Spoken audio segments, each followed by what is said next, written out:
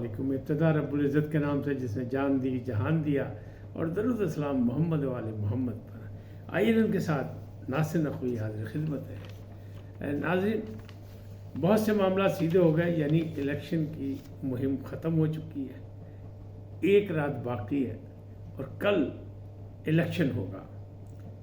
ایک ہی اپیل ہے کہ الیکشن میں حصہ لیں اور اپنی رائے کا اظہار کریں۔ اب معاملات کیا ہیں کہ وہ جو دعوے تھے نا، وہ دعوے سب ہوا میں اڑ گئے اور سب پریشان ہیں۔ بڑے دعوے تھے کہ کون وزیر اعظم بنے گا، کون پارٹی جیتے گی، کیسے کیا ہوگا یہ وہ، لیکن فی الحال سب کے غبارے سے ہوا نکلی ہوئی ہے، اور حالات کیا ہیں اس میں یہی ہے کہ ابھی کچھ نہیں کہا جا سکتا۔ اور پہلا جو میں نے تبصرہ کیا تھا بہت پہلے کہ مشترکہ حکومت، اتحادی حکومت، حالات اسی طرف جا رہے ہیں۔ پی ٹی آئی دیوار کے ساتھ لگ گئی، جو بھی تھا اس کی اپنی غلطیاں کیا ہے کیا نہیں ہے یہ بھی بتاؤں گا، لیکن ان کے لیے مزید مشکلات بڑھنے کو ہیں کہ پی ٹی آئی کا اپنا جو وجود ہے، یعنی تحریک انصاف کا، وہ بھی خطرے میں پڑ گیا۔ عمران خان تو پہلے ہی خطرے میں پڑے ہوئے ہیں، وہ کیا ہے وہ بھی میں آپ کو بتاؤں گا۔ اور پھر موازنہ کرتے ہیں پچھلے الیکشنوں کا کہ جو سابقہ ماضی میں جو الیکشن ہوئے وہ کہاں ہیں۔ تو اگر آپ دیکھیں تو 1970 کا الیکشن، جس میں ذوالفقار علی بھٹو پہلے منتخب وزیر اعظم بنے تھے، تو 1977 میں پھر الیکشن کرائے تو پھر رپڑ پڑ گیا، دھاندلی، شور شرابہ۔ کہتے ہیں یحییٰ خان کا جو 1970 کا الیکشن تھا وہ غیر جانبدار الیکشن تھا، لیکن اس میں بھی جو روایات ہیں یا جو شواہد ہیں وہ یہ بتا رہے ہیں کہ اس پاکستان میں جو مجیب الرحمان کے جو تھے بندے، شیخ مجیب الرحمان کے، انہوں نے جناب خوب ٹھپے پہ ٹھپا لگایا تھا اور اکثریت حاصل کی تھی، اور جسی وجہ سے لڑائیاں جھگڑے ہوئے اور پھر جو دو لخت ہو گیا ملک۔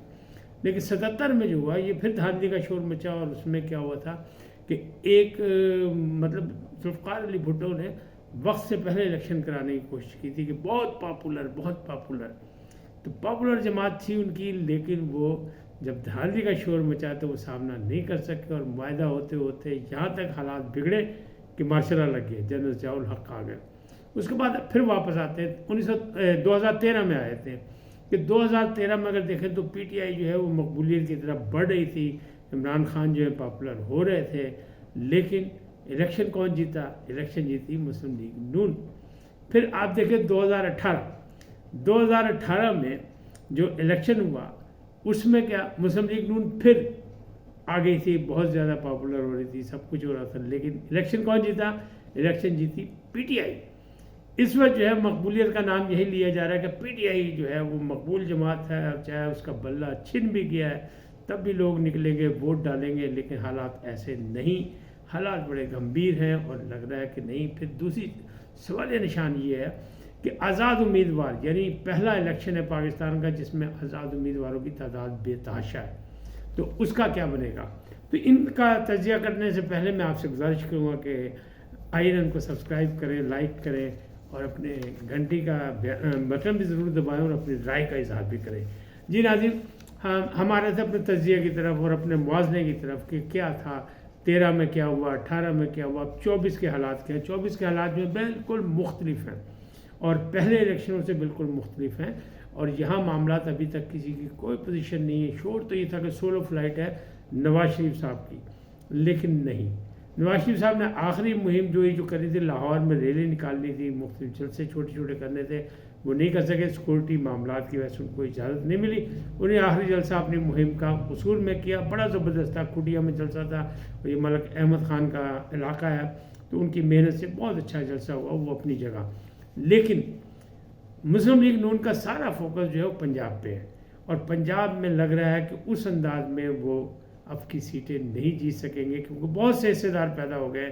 قاف لیگ بھی یہاں موجود ہے جو ان سے الگ بیٹھی ہوئی ہے، پھر پیپلز پارٹی جو ہے وہ جنوبی پنجاب میں کچھ نہ کچھ ہاتھ مارے گی، اور اس نے کوشش کی ہے۔ مخدوم احمد محمود ہے، یوسف رضا گیلانی ہے، ان کی پوری فیملی، بہت کچھ ہے، تو وہاں سے کچھ وہ لوگ بھی پر امید ہیں۔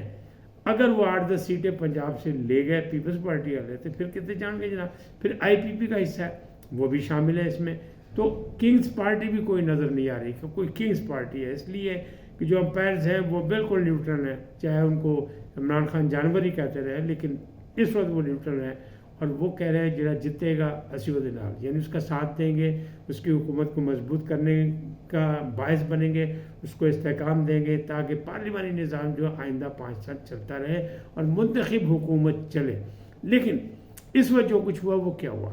اگر آپ دیکھیں تو جو 1970 کا الیکشن تھا نا، اس میں ریشو تھی کچھ 57% سے زیادہ، اور جو بعد کا جو الیکشن تھا اس میں یعنی جو 18 والا جو تھا اس میں 51% تھی۔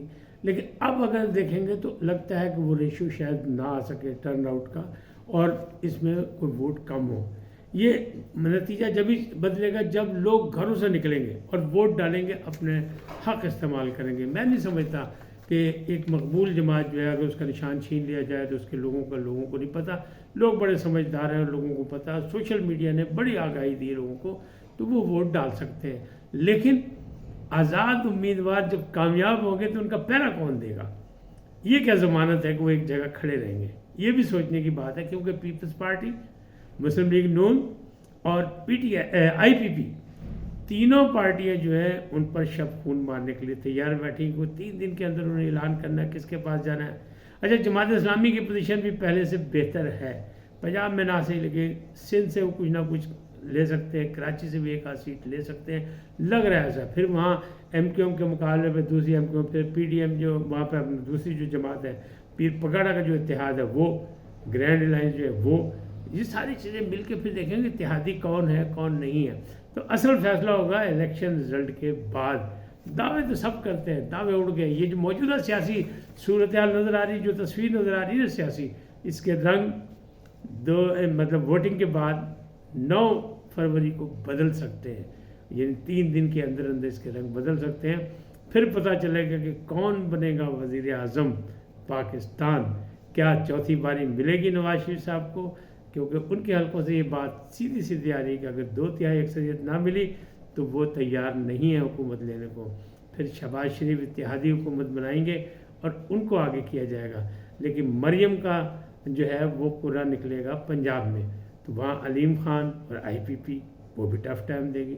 تو یہ معاملہ سیدھے نہیں ہے، لیکن اصل چیز یہی ہے کہ الیکشن ہونا چاہیے، ہر حال میں الیکشن ہونا چاہیے، اچھا برا جو بھی ہے، اور پھر اس کو تسلیم بھی کرنا چاہیے۔ دیکھیں 2018 کا مخالف جماعتوں نے نہیں مانا، اکثریت جماعتوں نے نہیں مانا، لیکن سب نے تسلیم کیا اور اسمبلی میں رہے، پارلیمنٹ میں رہے، عدم اعتماد کر کے دوبارہ وہ 16 مہینے حکومت بھی رہے۔ تو اسی طرح وہاں رہنا چاہیے، پارلیمنٹ سے باہر نہیں آنا چاہیے۔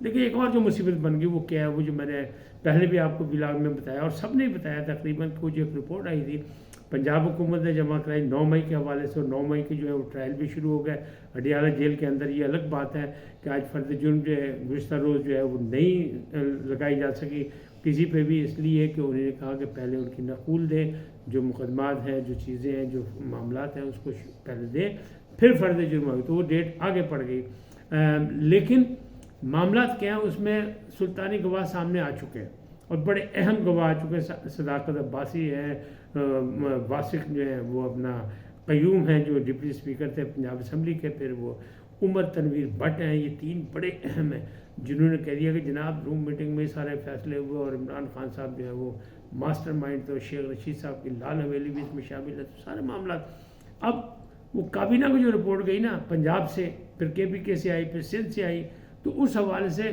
کابینہ نے بھی میٹنگ کی۔ میں یاد ہوگا آپ کو، ایک ہم نے کہا تھا کہ 5 لوگوں کی کمیٹی بنائی ہے کابینہ نے بھی، تو اس نے بھی رپورٹ دے دی، اور کابینہ کی میٹنگ ہوئی کاکڑ صاحب کی صدارت میں، ایک اجلاس ہوا، اس میں میٹنگ ہوئی، اس میں کہا گیا کہ جناب یہ ملک و ملت کے خلاف سازش تھی، یہ سوچی سمجھی سازش تھی، یہ ایک دن کا اچانک کا واقعہ نہیں ہے۔ لہٰذا اگر یہ چیزیں ثابت ہو گئی تو پھر جناب تحریک انصاف پہ بھی، کیوں کہ فارن فنڈنگ بھی ان پہ ثابت ہو چکی ہے۔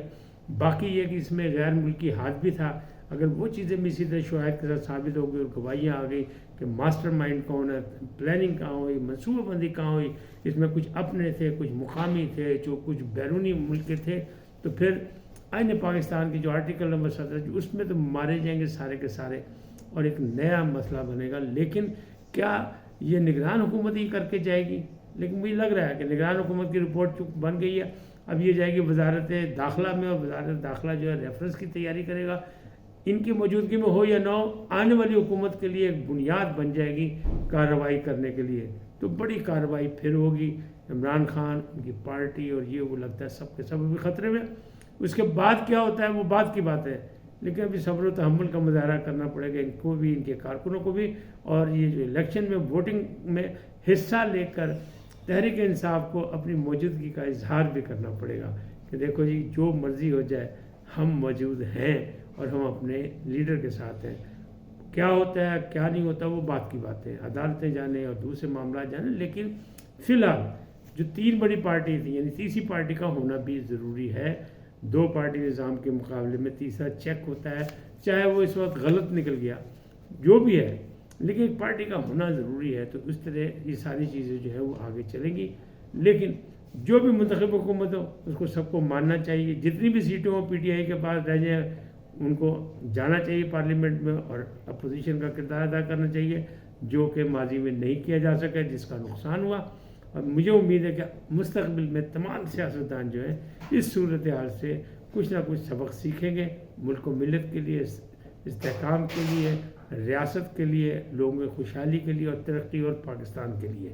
آج اتنا ہی، پھر ملیں گے نئے موضوع کے ساتھ۔ جاتے جاتے آپ سے درخواست، آئیے ان کو سبسکرائب کریں، لائک کریں اور گھنٹی کا بٹن دبانا نہ بھولیں۔ اپنی قیمتی رائے کا اظہار بھی اپنی شخصیت کے مطابق کریں۔ سدا سلامت رہیں، اللہ نگہبان۔